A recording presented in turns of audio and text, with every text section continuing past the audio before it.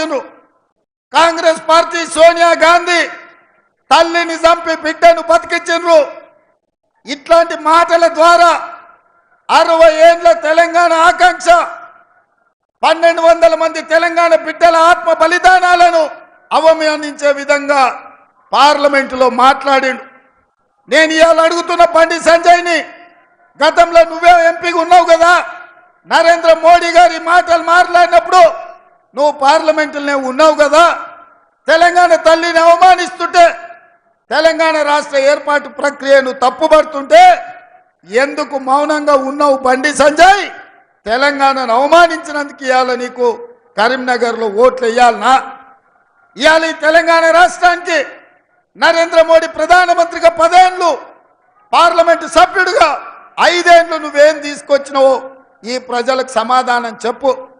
ఆనాడు అయ్యో పాపం పేదోళ్ళ బిడ్డ గుండో అరగుండో ఏదో ఒక గుండు గెలవని కదా అని ఈ తెలంగాణ ప్రజలు నీకు ఓటేసిరు.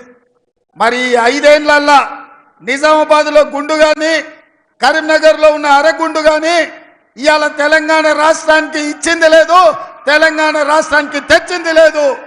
నరేంద్ర మోడీ గారు జాతీయ ప్రాజెక్ట్ ఇవ్వలేదు, నరేంద్ర మోడీ గారు ఐటీఐఆర్ కారిడార్ ఇవ్వలేదు.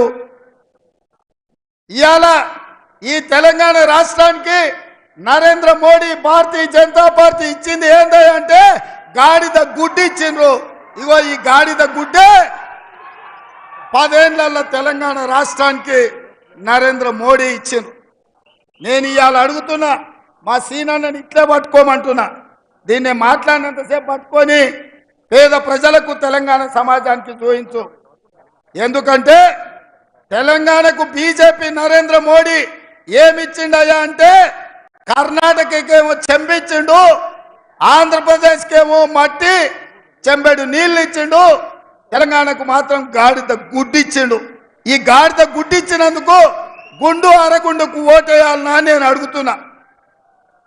ఈ తెలంగాణ రాష్ట్రాన్ని భారతీయ జనతా పార్టీ మాయ మాటలతోని వంచి తెలంగాణను ఆక్రమించుకోవాలని చూస్తున్నారు.